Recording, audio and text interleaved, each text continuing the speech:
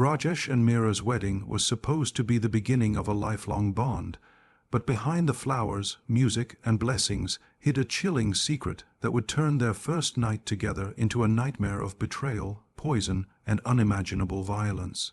The wedding of Rajesh and Meera was more than just a union of two individuals. It was the joining of two respected families in a small Indian town. Preparations had begun months earlier, with relatives traveling from faraway places, musicians rehearsing, and tailors working tirelessly to finish the garments in time. On the wedding day, the streets were lined with colorful lights and flower garlands, turning the neighborhood into a festival ground. Guests gathered in their finest clothes, women in bright saris adorned with gold jewelry, men in crisp sherwanis, and children running about, excited by the celebrations. The atmosphere was filled with laughter, music, and the rich aroma of food cooking in giant pots. No one could have guessed the darkness lurking beneath the surface of this seemingly perfect day. Rajesh stood tall and confident in his cream-colored sherwani, his head wrapped with a jeweled turban. To the crowd, he looked every bit the proud groom. He greeted relatives with polite smiles, touched the feet of elders for blessings, and accepted gifts graciously. But behind his calm appearance, he carried a gnawing suspicion that had been haunting him for weeks. He had overheard whispers, noticed small inconsistencies, and even stumbled upon fragments of conversations that left him uneasy about Meera's past. Still, he chose silence, believing the truth would eventually show itself. As he looked at Meera, seated under the wedding canopy with her head slightly bowed, he wondered if her soft smile concealed more than innocence. Meera, dressed in a deep red lehenga with heavy gold embroidery, looked like the perfect bride.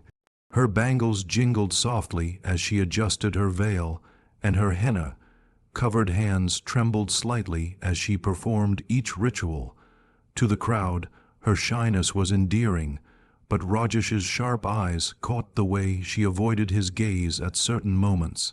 Each ritual passed like a test of endurance for him. He tied the sacred knot, circled the fire, and accepted her as his wife before the gods and their families, but all the while his mind raced. Was she hiding something from him? Was his life about to be built on a lie? The reception that followed was grand, with guests served plates piled high with biryani, sweets, and curries. Music blared from speakers as young men danced in circles, and women clapped in rhythm. People praised the couple, calling them a perfect match, showering them with blessings for a long and prosperous married life. Rajesh smiled on cue, held Meera's hand when expected, and posed for photographs that captured moments of staged happiness. Every flash of the camera preserved an illusion, one that would later shock everyone when the truth of that night was revealed. As the evening drew to a close, the couple was escorted to their wedding suite, a room decorated with rose petals and fragrant jasmine strings. Guests teased them, laughing about the night ahead, while elders reminded them to begin their journey with love and patience. Rajesh kept his composure, nodding respectfully, but inside his thoughts were dark and restless. This was the night he had been waiting for, the night he would finally confirm his suspicions. The smiling groom, celebrated by hundreds, was quietly preparing for something no one could have imagined, a plan that would turn a night of union into a night of horror. When the final guests had left, and the joyous noise of the wedding celebrations faded into silence, Rajesh and Meera entered their suite. The room had been carefully arranged to look like a dream. Soft golden lights glowed from the walls. The bed was layered with fresh rose petals, and garlands of jasmine hung from the ceiling, filling the air with their fragrance. On a silver tray sat a tall glass of milk sweetened with saffron and almonds, a traditional gesture to symbolize love and a sweet beginning to their new life together. To anyone else, the setting would have been magical, but for Rajesh it felt like the stage for something far more sinister. Earlier that day, before the rituals began, Rajesh had secretly slipped a packet of poison into his pocket. It was a substance he had acquired weeks ago, not entirely certain if he would ever use it, but tonight he felt no hesitation. While the guests were distracted by dancing and feasting, he had mixed the powder carefully into the glass of milk prepared for his bride. He stirred it until it dissolved, leaving behind no trace of bitterness or discoloration. The milk looked harmless, its surface topped with crushed pistachios and strands of saffron, but in truth it had become a silent weapon waiting to do its work. Meera, unaware of the danger, looked nervous yet serene as she sat on the decorated bed. Her hands still bore the dark red stain of henna, and her jewelry shimmered in the dim light. Rajesh offered her the glass, his expression calm and steady. She accepted it with a faint smile, unaware of the thoughts raging behind his composed exterior. He watched closely as she lifted the glass to her lips, taking the first sip. To her, it tasted sweet, just as tradition intended. To him, each sip was the unraveling of her secrets, the answer to the betrayal he believed she carried. Minutes passed and the poison began to take hold. At first, Meera touched her stomach lightly, dismissing the discomfort as nerves or exhaustion from the long day. Rajesh remained seated, his eyes fixed on her, waiting. Soon her breaths grew shallow and her face turned pale. She struggled to steady herself, reaching out as if to grab hold of something, but her body weakened rapidly. The glass slipped from her hand and shattered on the floor, spilling the remaining milk across the rose petals. Rajesh did not move to comfort her. He simply sat in silence, watching her collapse, her voice reduced to faint gasps before disappearing altogether. The decorated room, meant to celebrate the start of their married life, transformed into a chamber of death. The fragrance of flowers mixed with the sharp smell of spilt milk, and the once joyful symbols of love now became silent witnesses to cruelty. Rajesh felt no guilt as he watched the life fade from his bride. To him, it was not murder but justice for the deception he believed had been forced upon him. In that chilling silence, as the last sound from Meera's lips died away, Rajesh's suspicions seemed confirmed, and the night of love turned into the first step of a tragedy that would soon horrify everyone who thought they knew this couple. Rajesh sat in the dimly lit room long after Meera's body grew still, his mind restless even though his plan had been carried out. For weeks he had lived with suspicions, with whispers in his head that told him something about his bride was not what it seemed. Watching her lifeless body should have brought him peace, but instead it left him with a gnawing emptiness. He needed certainty. He needed proof that his instincts had been right. Without it, her death would feel meaningless. That thought drove him to search the room, his hands trembling with urgency as he opened trunks, pulled drawers, and scattered the carefully arranged belongings of his new wife. At first, his search uncovered nothing unusual: silk saris folded neatly, sets of bangles wrapped in cloth, perfumes, and bridal gifts that relatives had lovingly given. Yet Rajesh's anger only deepened with every ordinary item he found. He was convinced there had to be something hidden, something that explained her secretive nature and her reluctance to meet his gaze. His persistence finally rewarded him when he discovered a small bundle of papers tucked beneath layers of fabric at the bottom of her suitcase. With a sense of dread, he unfolded them one by one, and what he saw made his heart pound violently in his chest. The documents revealed a shocking truth. Among them was a faded marriage certificate bearing Meera's name alongside another man's, dated just a few years earlier. Alongside it were letters written in her delicate handwriting, filled with expressions of love and devotion to this man, a person Rajesh had never heard of, but who seemed to live only a short distance away in another town. There were even photographs worn at the edges showing Meera standing beside him with the kind of genuine smile she had never shown Rajesh. In those captured moments, she did not look shy or restrained. She looked free, content, and deeply in love. Rage consumed Rajesh as he pieced together what this meant. The bride who had been celebrated as his on that very day was not untouched by the past, as her family had assured him. She had belonged to someone else, and worse, that man was still alive. To Rajesh, this was not just betrayal, it was humiliation. His family had been deceived, their reputation placed at risk, and he himself made a fool before the very community that had praised his union hours earlier.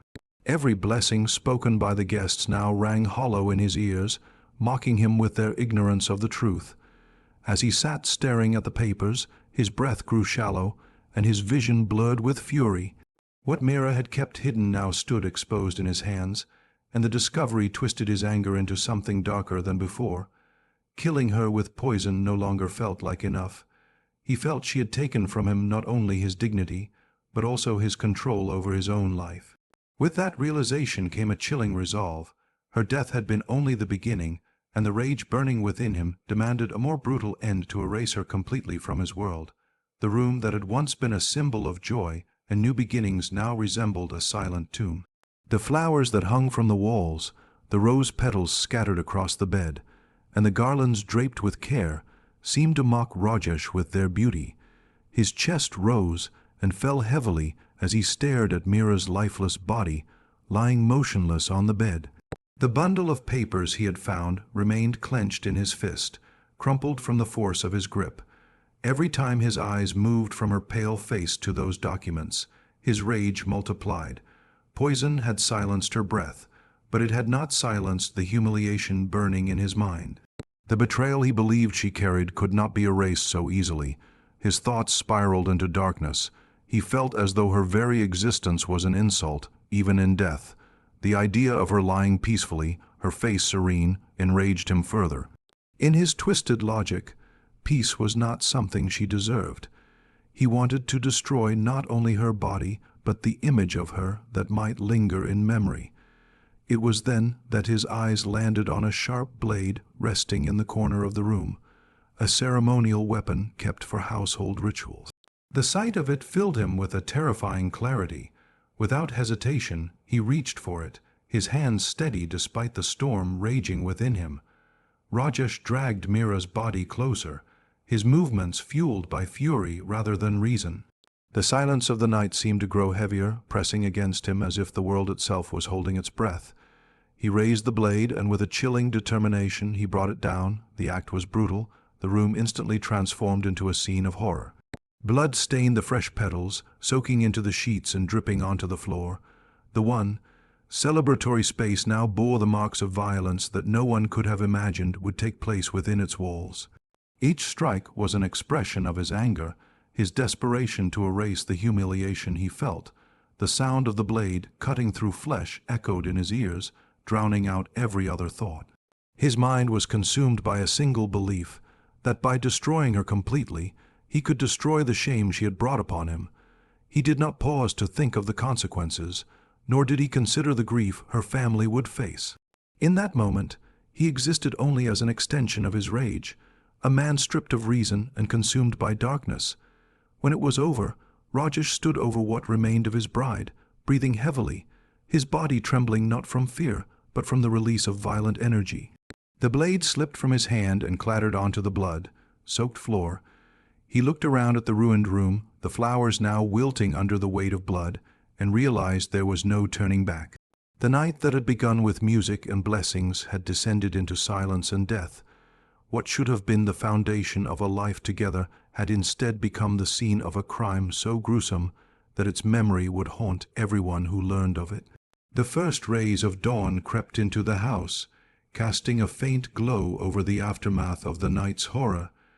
Outside, the neighborhood stirred with the sounds of roosters and temple bells, the world blissfully unaware of the tragedy that had unfolded within the decorated home. Meera's family, still basking in the happiness of the grand celebration, expected the couple to emerge late, as most newlyweds did after their first night. Hours passed, and whispers began to spread among relatives waiting for the bride and groom to appear. The silence of the locked door became too heavy to ignore. Concern slowly shifted into unease, and finally suspicion pushed them to act. Knocking on the door brought no response. Nervous glances were exchanged, and elders insisted something must be wrong. With mounting fear, a few men forced the door open, the wood splintering under their weight. What met their eyes was beyond comprehension. The room, which had been adorned with flowers and scented candles, was now soaked in blood. The bed that should have been a symbol of love was desecrated by horror. Meera's lifeless body lay mutilated, her face unrecognizable, her head separated from her form. Rajesh sat beside her remains, motionless, his blood-stained clothes clinging to his skin. His expression was blank, as though he had drifted far away from the reality around him. Gasps of horror filled the house. Women screamed, some fainted, while others rushed out into the courtyard, wailing uncontrollably. The celebration of marriage had transformed overnight into a gathering of grief and disbelief. Meera's mother collapsed upon seeing her daughter's state, her cries echoing through the neighborhood. Within minutes, what had been a private discovery became public knowledge. Neighbors gathered at the gates, whispering in shock, their faces pale with fear.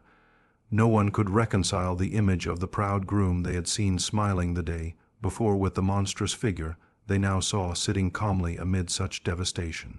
The police arrived swiftly, alerted by frantic relatives. They pushed through the gathering crowd and stepped into the blood-soaked room, their hardened expressions betraying even their discomfort at the gruesome sight. Rajesh did not resist as they placed handcuffs on his wrists. He walked with them quietly, almost as if he had been waiting for this moment. When questioned, he confessed without hesitation. He described how he had poisoned Meera and how the discovery of her past marriage had driven him to decapitate her.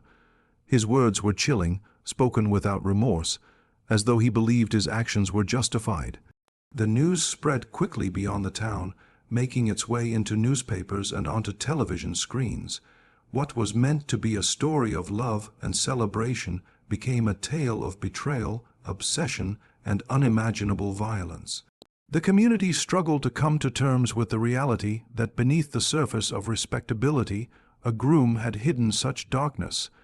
Families whispered about how fragile trust could be and how secrets, when revealed, could unleash destruction.